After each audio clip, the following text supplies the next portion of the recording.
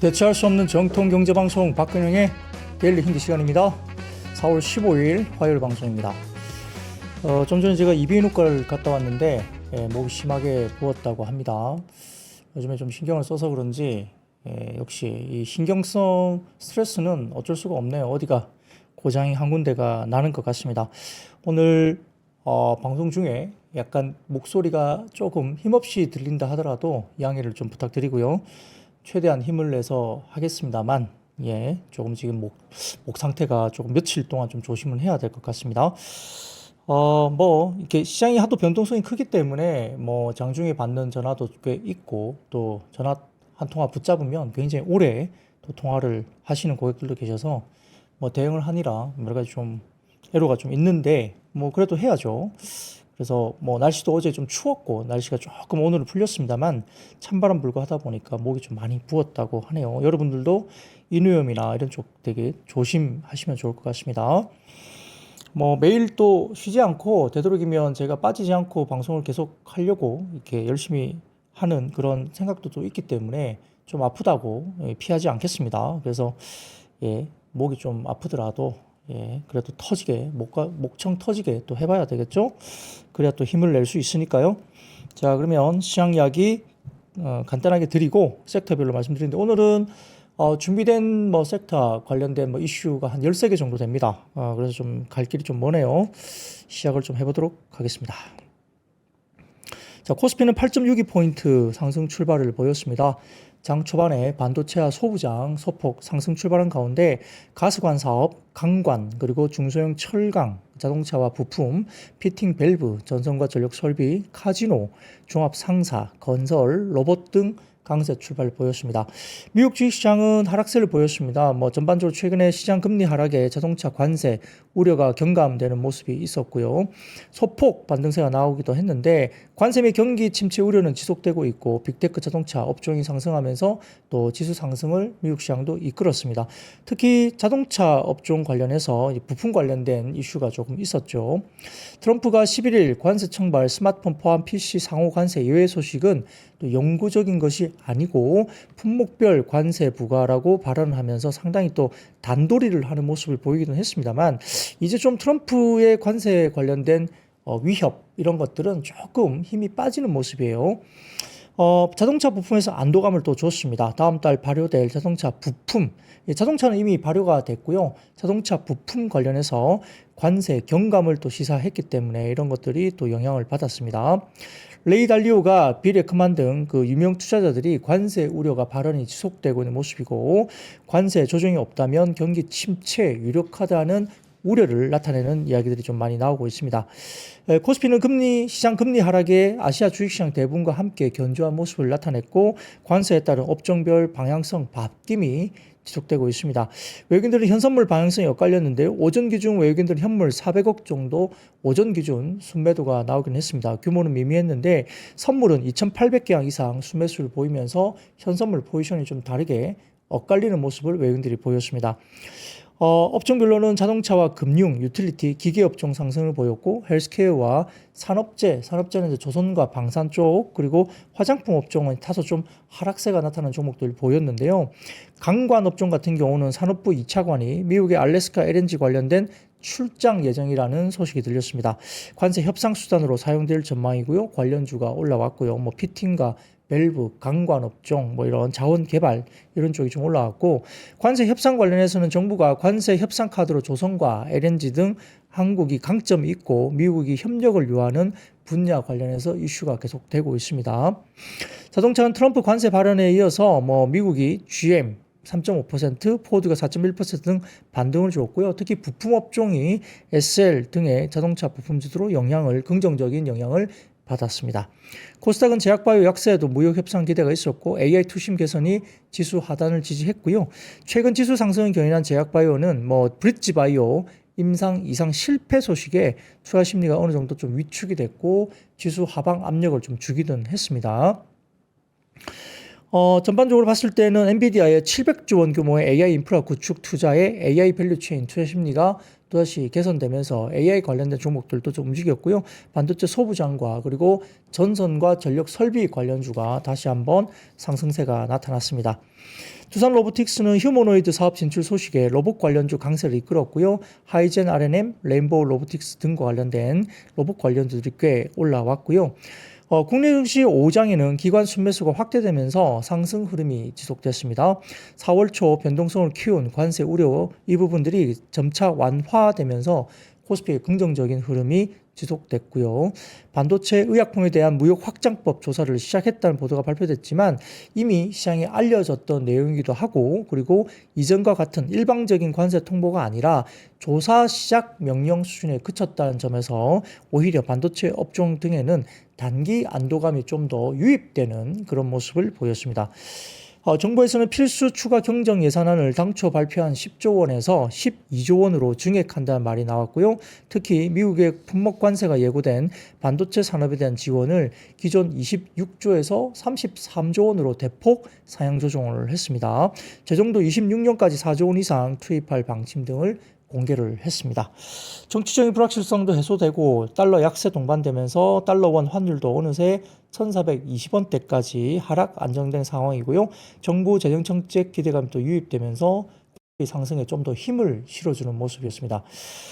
자동차 업종 강세였는데요. 부품주가 특히 좋았고요.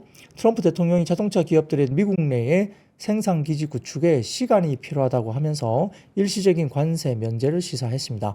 현대차, 기아 등 완성차 업체 등을 뿐만 아니라 HL만도, SL, 성우하이텍 이런 자동차 밸류체인 상승세가 나타난 모습이었고요. 전선업종도 강세였습니다. 송전망 지중화, 대규모 클러스터 인프라 국비 지원 방침이 소식이 들리면서 가온전선, LS, LS 일렉트릭, 효성중공업, HD 현대일렉트릭 등 일진전기 등도 상승세가 나타났습니다. 반도체 소부장 기업 관련해서도 투자 보조금 신설 소식에 SNS텍, 코미코, 테스 등 반도체 소부장 업종 강세가 나타났고요. 로봇 섹터도 오늘 만만치 않게 좋았습니다. 두산 로보틱스가 지능형 휴머노이드 투자 확대 기대감에 강세 보였고, 하이젠 R&M, 클로봇 등 로봇 업종 상승세를 이끌었습니다. LNG 프로젝트 테마도 강세였는데요. 전일 한덕수 국무총리가 하루 이틀 사이 알래스카 LNG 관련 화상회의가 있을 것임을 밝히면서 세아제강, BHI, 포스코홀딩스 등 상승을 했습니다. 그래서 오늘 업종 상방 탑3 업종으로서는 기계장비와 전기가스, 증권 등이 들 수 있겠고요. 업종의 버텀3는 제약과 통신, IT 서비스가 눈에 들어왔습니다. 대선 주자들의 잇따른 공약에 따른 관련주들, 정책 관련주들이 또 순환매가 계속 돌고 있고요. 내일 중국 경제 발표 4월 16일 있습니다. 목요일은 금통위 4월 17일 금통위가 있는데 이 결과에 주목을 한다 보이는데요. 국내 금통위 같은 경우는 6월 달까지는 금리 인하가 좀 어렵지 않느냐는 이야기가 나옵니다. 이번 달 바로 내리긴 좀 어렵고요. 그 다음에 5월 달 같은 경우는 통상 금리 인하를 하지 않은 달이고 6월 달은 또 대선을 전후로 두고 있기 때문에 금리에 대한 결정을 좀 쉽지 않을 것이다 라고 시장은 추정을 하고 있어서 6월 달까지는 금리가 지속 동결될 가능성이 좀 높다는 언급이 되고 있습니다. 물론 이건 추정입니다만 그런 분위기가 있다 정도로 말씀을 드리겠습니다. 자, 매크로 지표 한번 볼까요? 매크로 지표 보시면 이겁니다. 미국의 3월 뉴욕 연은의 서베이에 의하면 1년 후 기대 인플레이션이 2월 3.1%에서 3월에 3.6%로 소폭 상승을 했습니다. 근데 그럼에도 불구하고 좀 안정을 찾을 수 있는 이유는 하지만 3년 후 기대 인플레이션은 3%를 그대로 유지를 했고요. 5년 후 기대 인플레이션은 2월 3%에서 3월에 2.9%로 오히려 하락을 했습니다. 그러다 보니까 인플레 관련해서 중장기적으로 하향 안정화되면서 인플레가 잡힐 것이다 현재 보고 있기 때문에 악재가 되지 않는 모습이었고요. 단기적으로 관세에 의한 단기적인 기대 인플레이션이 조금 인플레 관련된 지표가 올라갈 수 있다는 점은 용인을 하는 정도로 보는 것 같습니다. 그래서 악재는 아니었다 보시면 좋을 것 같고요. 그리고 그 다음 헤드라인 보여드리면 미국의 베센트 미국 재무부 장관이 최근 미국 국채 매도설, 특히 해외 중앙은행들이 대규모 보복성 매도를 한다, 이런 매도설 우려를 부인을 하면서 과도하게 해석되고 있다고 평가를 했습니다. 함께 이를 필요한 경우에는 재무부가 시장 교란을 완화할 수 있는 툴킷 관련된, 즉 다양한 정책 수단을 갖추고 있다고 언급을 하면서 최근에 미국채 매도에 관련된 적극적인 대응을 하겠다 이야기가 나오고 있습니다. 시장 안정화를 위한 잠재적 개입 가능성을 시사했다는 이야기인데요. 이와 관련한 방법은 과거 사례를 참고할 때 몇 가지가 있을 수 있습니다. SLR 또는 바이백 프로그램 또는 국채 발행 전략 조정입니다. 단기물 위주로 일단 발행을 먼저 한다는 거죠. 그리고 시장 유동성 공급 조치, PD 지원 등이 있을 수 있다고 보입니다. 그래서 적극적으로 지금 시장에 대해서 이제 그러니까 10년물 국채금리 기준으로서는 4.5% 정도를 기준으로 이제 피크를 꼭지를 보고 있죠. 그래서 미국채 사자 바이 이야기가 많이 나오죠. 이제부터는 금리 하향 쪽으로 이렇게 좀 방향을 틀 수 있기 때문에 여러 가지 제도적인 어떤 대응 이런 것들이 있기 때문에 이제 미국채 금리가 조금 빠지지 않겠느냐. 10년물 국채 금리 4.5% 기준으로 조금 빠질 것이다 보고 있으면서 미국 국채를 사자 관련된 이슈가 좀 나오고 있다 정도로 보시면 좋을 것 같습니다. 자, 그리고 그 다음 표 보여드릴게요. 유안타 증권 자료인데요. 요겁니다. 아까 이제 한국의 추경 이야기가 나왔죠. 기존에 10조 원 정도에서 추경이 13조 원인가요? 추가적인 12조이죠. 예. 당초 예상안을 12조 원까지 증액한다는 이야기가 나왔기 때문에 한국의 추경 편성 관련된 코스피 영향은 왼쪽 보시면 이게 추경을 한 다음에 90일 정도, 한 석 달 정도 지난 다음에는 일반적으로 한국 추경 편성 관련 코스피 영향은 석 달 뒤에 5.2 그러니까 5.2% 시장의 상승이 나왔다 이렇게 봤고요. 오른쪽 보시면은 추경 편성 관련 플러스 90일 지수화에서 석 달 정도 뒤에 보니까 코스닥 같은 경우는 한 3.2% 정도 상승 쪽으로 반영을 했다. 그러니까 코스피 코스닥 다 추경 반영 이후에 상승으로 나타났다. 이 이야기를 유안타 증권에서 자료로 제시를 했습니다. 추경이 나오면 좀 좋겠죠. 자, 그래서 그러면 국내에 이제 돈이 풀리는 거니까 추가 경정 예산을 이렇게 풀면 어떻게 될까요? 뭐 유동성 풀리고 내수 쪽에 좀 더 뭔가 좋아질 수 있는 국면이 갈 수 있죠. 그러면 뭐가 나올까요? 어떤 종목들? 예를 들면 아이디어로 보면 예를 들어 뭐 CJ 대한통운 네, 이런 종목들 시장에서 많이 빠져 있는데 버텀에서 이제 바닥을 좀 형성해 주고 있는 이런 종목들이 주가들이 또 주목을 받을 수도 있겠다. 투자 아이디어입니다. 그냥 제가 추천하는 건 아니고요. 그러니까 돈을 많이 풀고 그러다 보면 국내에 어떤 그런 부분들이 조금 활성화될 수 있기 때문에 이런 CJ 대한통운 이런 종목들도 한번 볼 필요가 있지 않을까라는 정도의 생각을 해볼 수 있겠습니다. 자, 제가 목소리가 조금 좋지 못한 상황인데 들으시기에 어떤지 모르겠어요. 좀 불편하시더라도 조금은 양해를 좀 부탁드리겠습니다. 제가 좀 목이 살짝 안 좋습니다. 자, 그러면 섹터로 한번 바로 넘어가 보도록 하죠. 오늘은 13개 정도의 섹터와 테마 관련된 이야기가 준비되어 있습니다. 굉장히 많이 준비되어 있죠. 자, 첫 번째 반도체와 전선, 전력 설비 등입니다. 오늘 괜찮았는데요. 정부가 최상무 경제부총리 주재로 경제관계장관회의 겸 산업경쟁력 강화 관계장관회의를 열고 글로벌 반도체 경쟁력 선점을 위한 재정투자 강화 방안을 발표를 했습니다. 투자 규모를 26조 원에서 33조 원으로 확대할 예정으로 봤고요. 용인, 평택 반도체 클러스터 조성에 필요한 송전선로 지중화 비용 1조 8천억 중에 70%를 국비로 부담하기로 했고 첨단 소재, 부품 장비를 생산하는 중소, 중견기업에 대한 투자 보조금을 신설해서 투자 규모의 30에서 50%를 지원할 것으로 발표가 나왔습니다. 반도체 소부장 관련 쪽은 좀 좋은 이야기가 될 것 같고요. 국가 첨단 전략산업 특화단지에 대한 인프라 지원 비용 한도는 현재 500억으로 설정되어 있는데 투자 규모 100조 원 이상의 대규모 클러스터에 한해서 최대 1,000억 원까지 국비를 지원해서 지원 비율을 기존 비수도권은 20에서 30%, 수도권은 15에서 20% 수준에서 비수도권은 40에서 50%로 상향 조정하고요. 수도권은 30에서 40%로 상향 조정했습니다. 또한 지난달 50조 원 규모로 조성한 첨단 전략 산업기금은 반도체 분야 저리 대출 규모를 기존의 17조 원대에서 20조 원 이상으로 확대한다고 밝혔습니다. 자, 그런 중심으로 이야기가 좀 나왔고요. 그러다 보니까 뭐 반도체 대형주뿐만 아니라 중소형주 중심의 반도체 관련주, 특히 뭐 칩스 앤 미디어, 뭐 가온칩스, 한화비전, 테스, 코미코 이런 종목도 보였고요. 그 외에도 전선주, 가온전선, LS, LS 에코에너지, LS 일렉트릭, 뭐 HC 현대일렉트릭, 뭐 일진전기, 세명전기, 효성중공업 이런 전선과 전력 설비 관련주가 생각이 상당히 좋았습니다.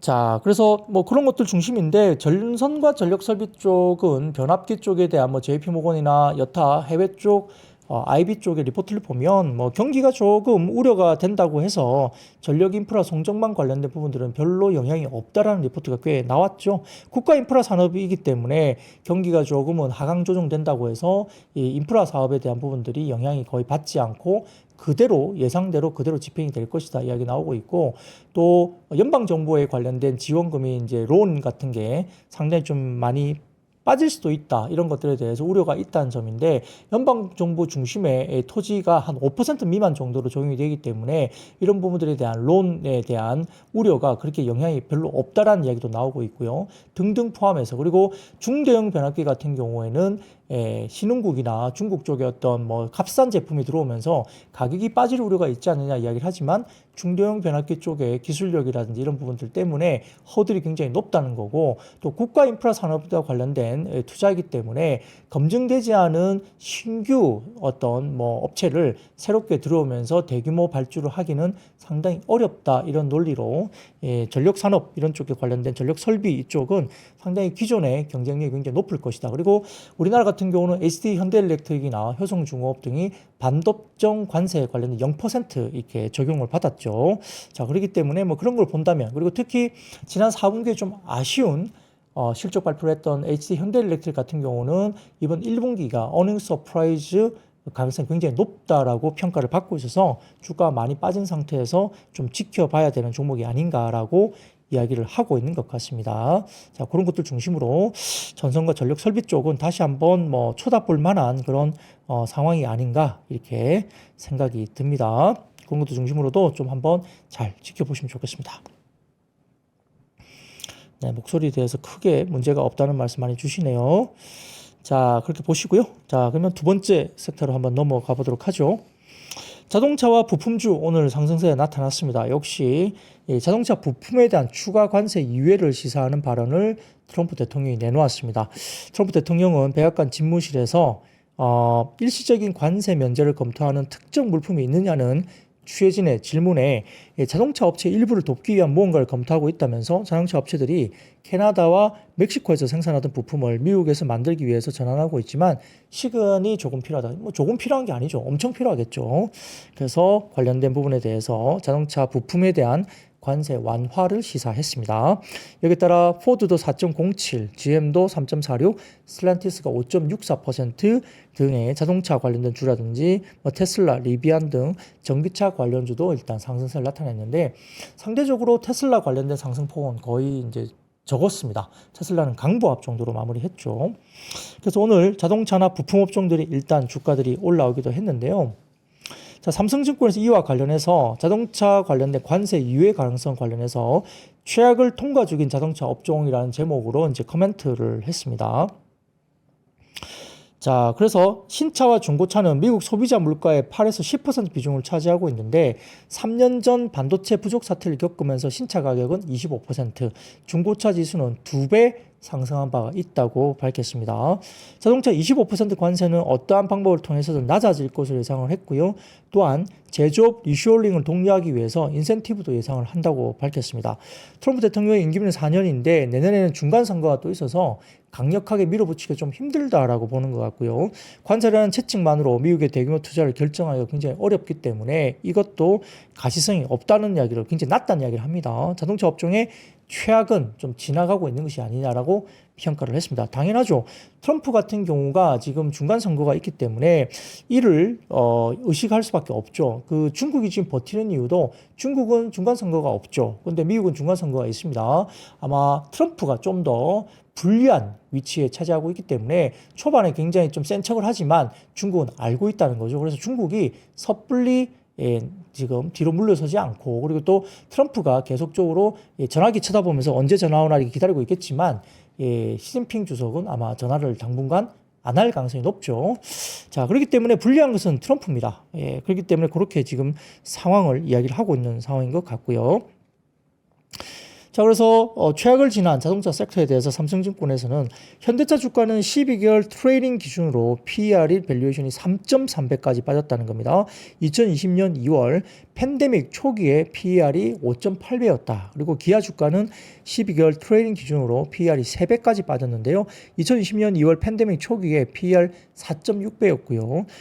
현대모비스 주가는 12개월 트레이딩 기준으로 PER 5배 수준인데 2020년 2월 팬데믹 초기에 PER이 5.6배 정도였기 때문에 지금 코로나 사태 때보다 더 많이 빠져 있다는 거죠. 그러니까 밸류에이션만 놓고 본다면 지금 사실 자동차 업종은 뭐 사거나 반등을 기대할 만한 자리가 아닌가 이런 생각을 해봅니다. 근데 원체 참 무거운 섹터이기 때문에 손이 잘 안 나가는 것은 맞죠. 예, 그래서 글쎄요, 뭐 보유하고 계신 분들은 지금 던지는 게 실익이 없고요. 뭐 글쎄요, 자동차를 좋게 보시는 분들은 조금은 비중 확대를 좀 해도 되는 자리가 아닐까 조심스럽게 생각을 해봅니다. 과거에 글쎄요, 뭐 은행 업종 잘 못 오르고 무겁다고 했을 때 한번 드라이브 걸리니까 또 급등을 하잖아요. 또 언제 어떻게 이 자동차 섹터가 또 움직일지 아무도 모르기 때문에 모르겠습니다. 유동성이 풍부할 땐 또 그랬기 때문에 또 상황이 지금 뭐 유동성이 풍부한 자리는 아니니까 또 무겁기도 하겠지만 그래도 밸류에이션을 봐서는 상당히 좀 살만한 가격까지 와 있다 정도로 볼 수는 있겠습니다. 자, 그러면 세 번째 섹터로 넘어가 보도록 하겠습니다. 오늘 알래스카 LNG 관련주가 또 올라왔습니다. 언론에 따르면 한덕수 대통령 권한대행이 제4차 경제안보 전략 태스크포스 회의를 주재한 자리에서 트럼프 대통령과 직접 소통을 통해서 해결점을 만들어 나가도록 노력하겠다라고 언급을 하면서 결국은 한미 간에 이 관련된 알래스카 LNG와 관련해서 화상회의가 조만간 있을 것이다 이야기를 했습니다.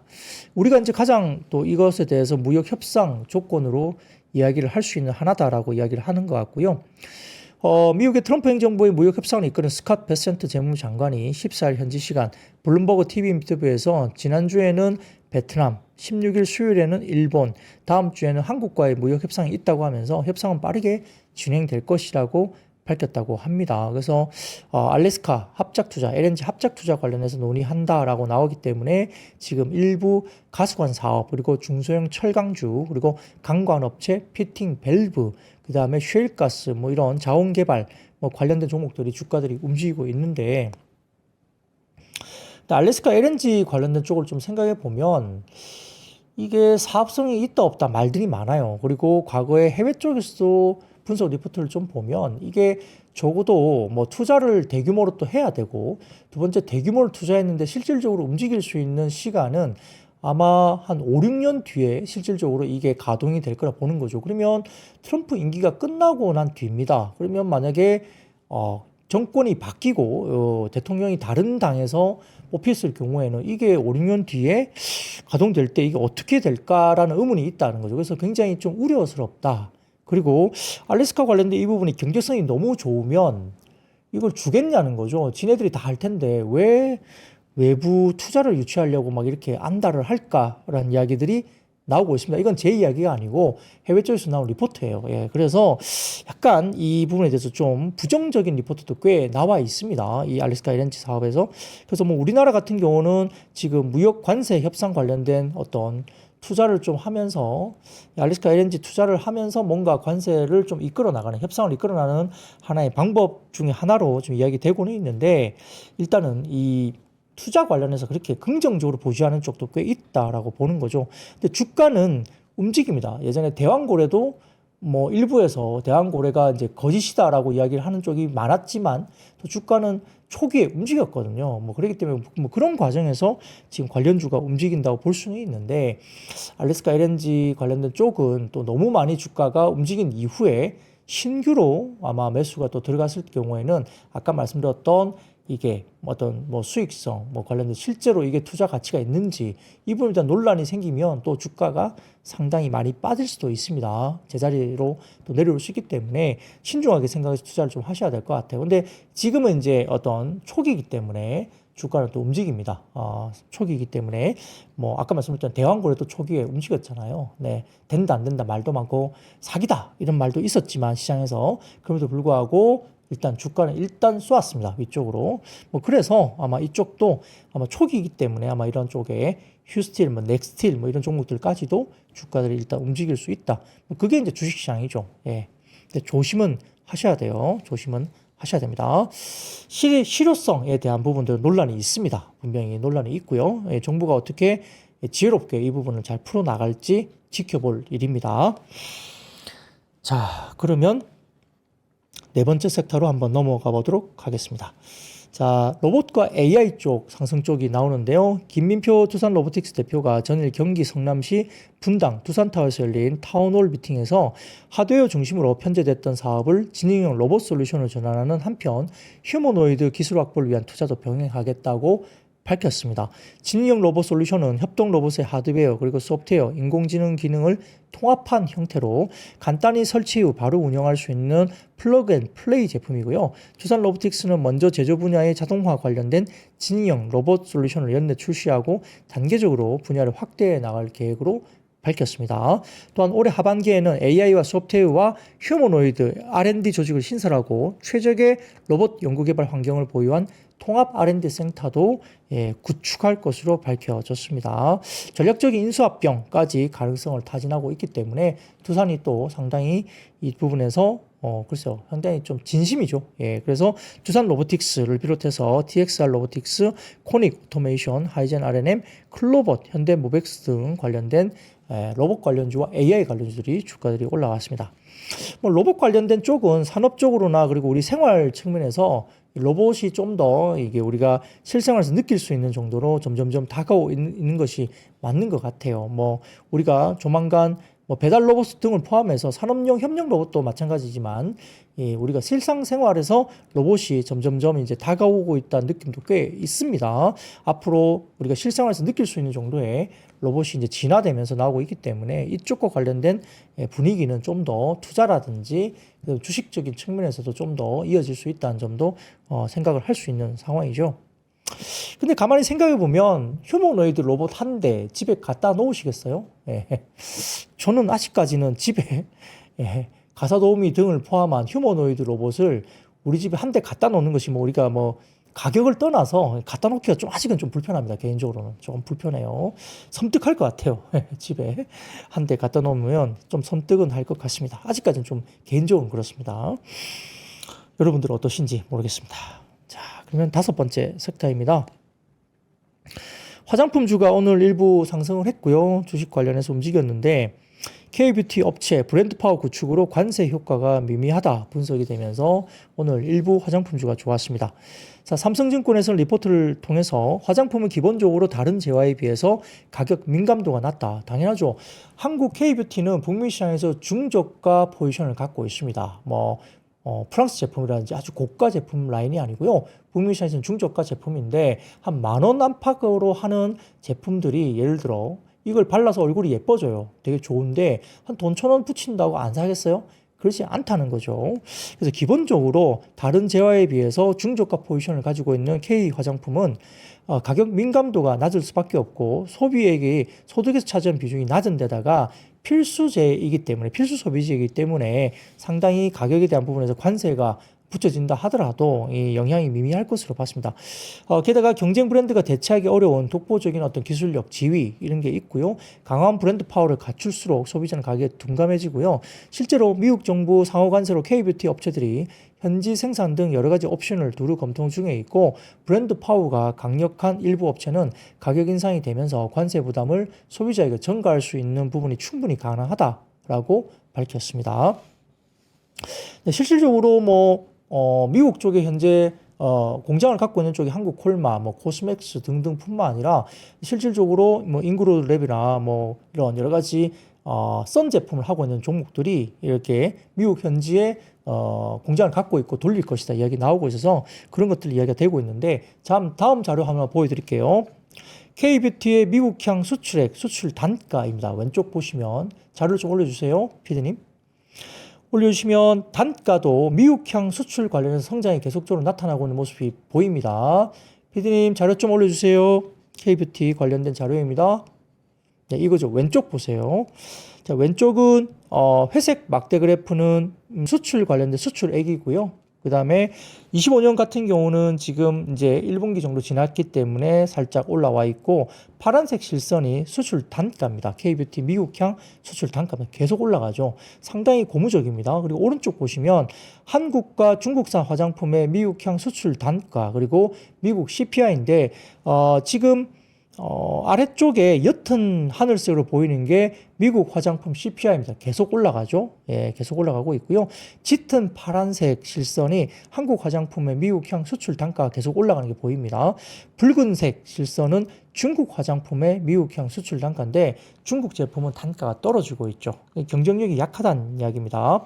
자, 그렇기 때문에 한국산 관련된 부분들이 역시 잘 하고 있는 모습이 보인다는 거고요. CPI, 중국과, 그러니까 그거 떠나서 미국 쪽에 화장품 CPI가 계속적으로 지속적으로 올라가고 있다는 점이죠. 자, 이런 것들 관련해서 국산 K뷰티 화장품은 북미 시장에서 수출 단가를 소비자에게 전가시킬 만한 충분한 경쟁력을 갖고 있고요. 실질적으로 전가할 수 있다고 이야기를 봅니다.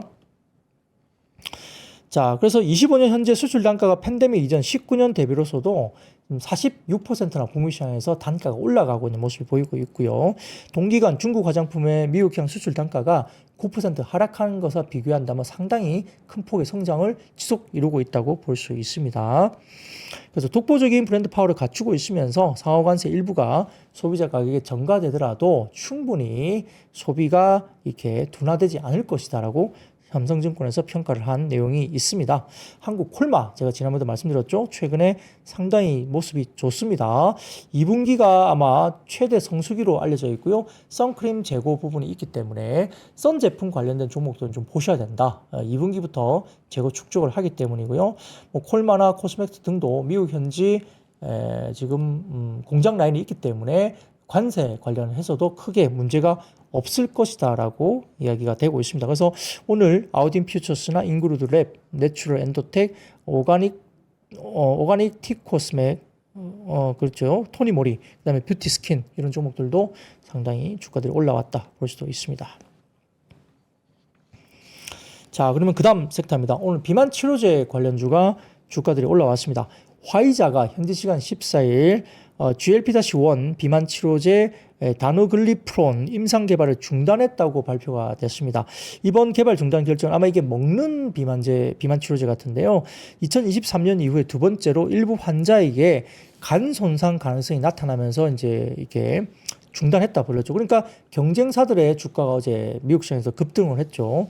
1,400명 이상이 참여한 안정성 데이터베이스를 기준으로 간 효소 수치 상승 빈도는 기존 GLP-1 계열 약물과 유사한 수준으로 나타났지만 용량 최적화 시험 중 한 명의 무증상 참가자에게서 약물 유발 간 손상 가능성이 확인됐다고 밝혔습니다. 이에 화이자는 지금까지 생성된 모든 임상 데이터와 최근 규제 당국의 의견을 종합적으로 검토한 결과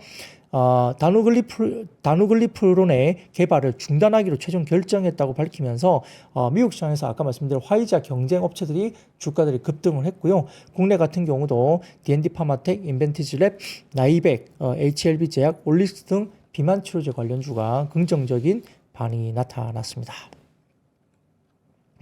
비만 치료제는 워낙 핫하기 때문에요. 뭐 주사제, 뭐 그다음에 경구용 이런 등등이 있는데 먹는 쪽 관련된 쪽이 약간의 이슈가 있었던 것 같아요. 뭐 다른 쪽 관련된 이슈는 또 어떤지 모르겠습니다만 어쨌든 시장이 워낙 크기 때문에 지속적으로 뭐 개발을 많은 업체들이 할 걸로 보입니다. 자, 그러면 7번째 섹터로 넘어가 보도록 하겠습니다. 음식료 업종이 오늘 상승세를 보였습니다. 뭐 최근에 역시 뭐 삼양식품, 오리온 등등 포함해서 마찬가지고요.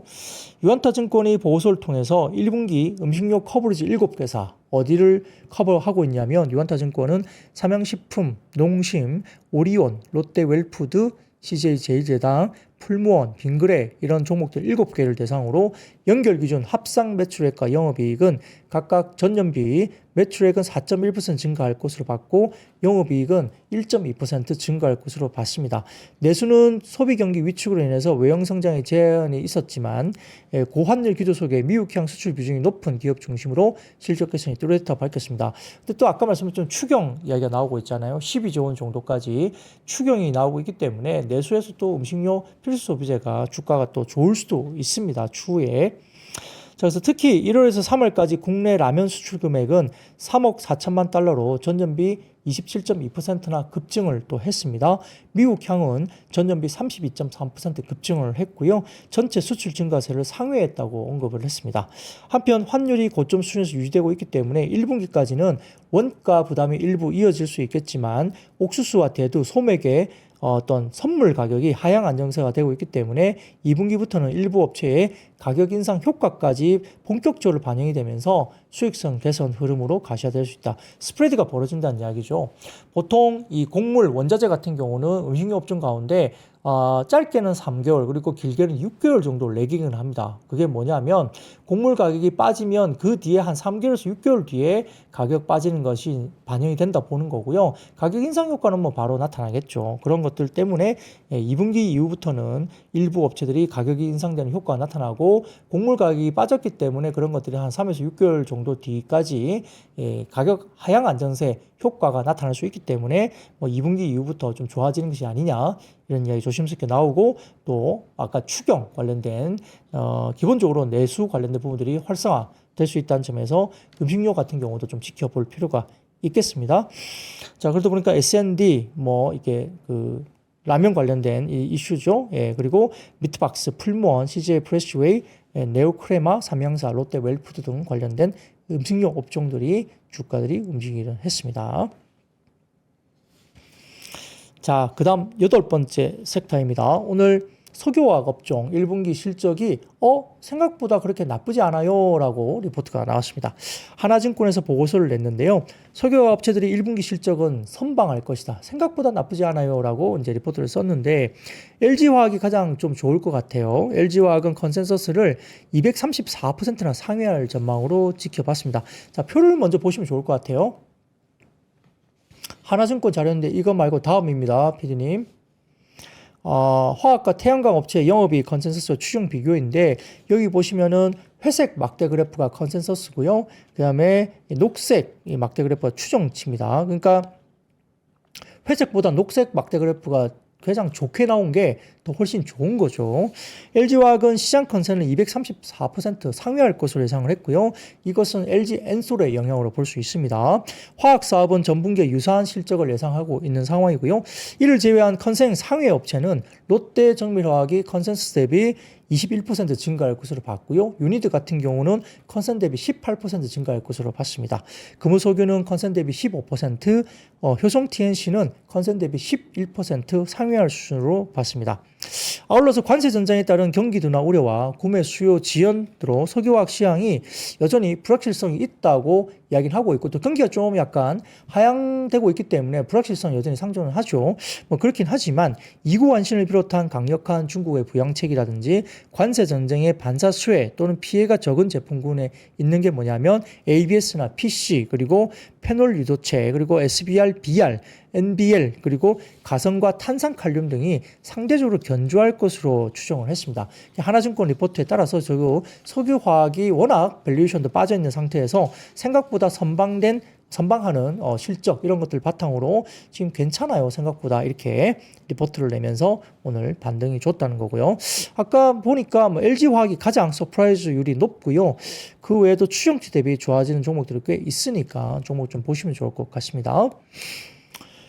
자, 그러면 그 다음 9번째 이야기를 좀 드리겠습니다.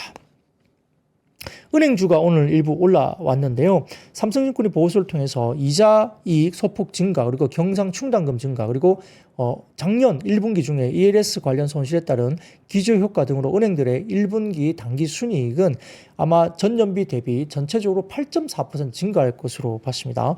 아울러서 1분기 대출 성장률은 전분기 대비 0.5% 증가에 그칠 것으로 보이지만 오히려 NIM 안정화와 CT-1 비율 개선 그리고 이에 기반한 주주환원 여력 제고 관점에서 긍정적으로 평가를 했습니다. 밸류에이션 매력도도 있죠. 한편 매크로 환경 악화 이에 따른 은행 실적 영향 우려로 전 세계적으로 은행주는 조정을 보이고 있긴 한데 미국 시장에서 지금 최근에 은행주의 실적 발표가 굉장히 긍정적으로 나오면서 주가 반영을 하고 있습니다. 우려와 달리 트럼프 1기 하에 은행 실적은 개선세를 시현했었고 최근에도 미국 쪽의 IB 금융업종들이 실적이 굉장히 좋게 발표되고 있습니다.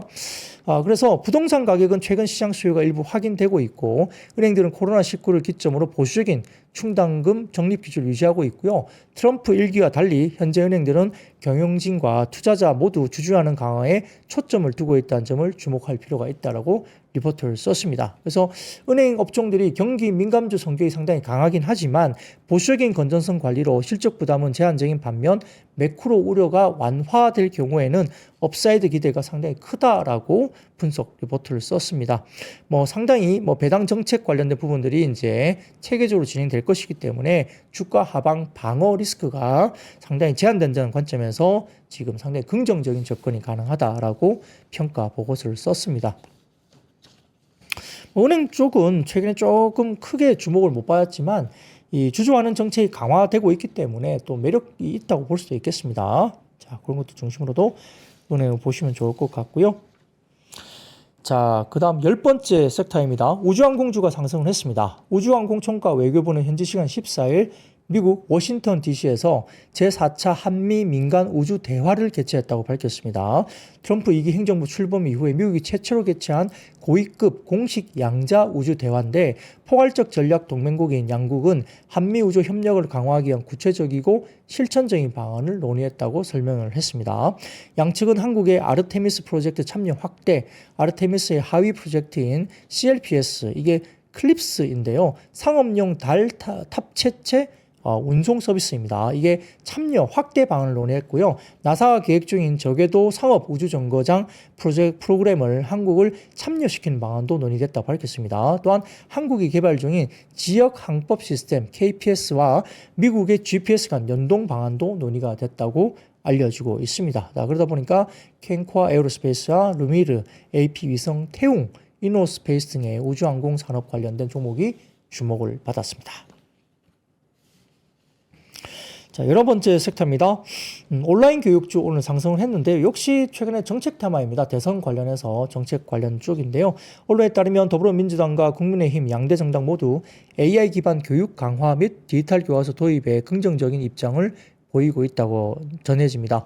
이재명 전 더불어민주당 대표는 최근 AI 전환에 대응하는 인재 양성과 교육 인프라 구축이 시급하다 강조하면서 디지털 교육 시스템 강화와 AI 교과 콘텐츠 개발을 주요 과제로 제시한 바 있고 국민의힘은 공식 페이지를 통해서 교육 분야의 디지털 전환과 AI 교육 확대를 주요 정책 방향 중 하나로 제시하고 있다고 전해집니다. 여기에 따라서 비상교육, 메가스터디 교육, 아이스크림 미디어 등 관련된 교육과 온라인 교육 관련주가 움직이기도 했습니다. 자, 근데 여러분들 만약에 초등학교 학생을 이렇게 집에 자녀분 가운데 초등학교 학생이 있으시면 그 학교에서 이게 디지털 교과서, 그러니까 이제 책으로 된 교과서 말고 이렇게 태블릿으로 공부한다든가 이게 좀 많이 선호가 되시나요? 예.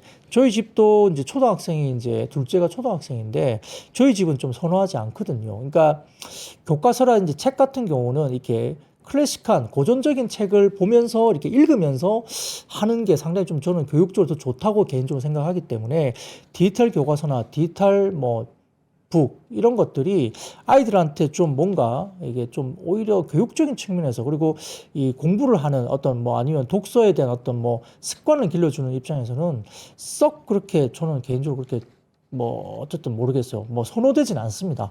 각자 생각들이 좀 다르실 텐데 이 디지털 교과서라든지 이런 것들이 전통적인 우리가 책이라는 어떤 그런 매개체를 가지고 보는 것들, 독서라든지 어쨌든 뭔가 하는 것들이 모르겠어요. 무조건 디지털로 전환된다는 게 좋을까라는 생각은 조금 사실 좀 고민이 됩니다.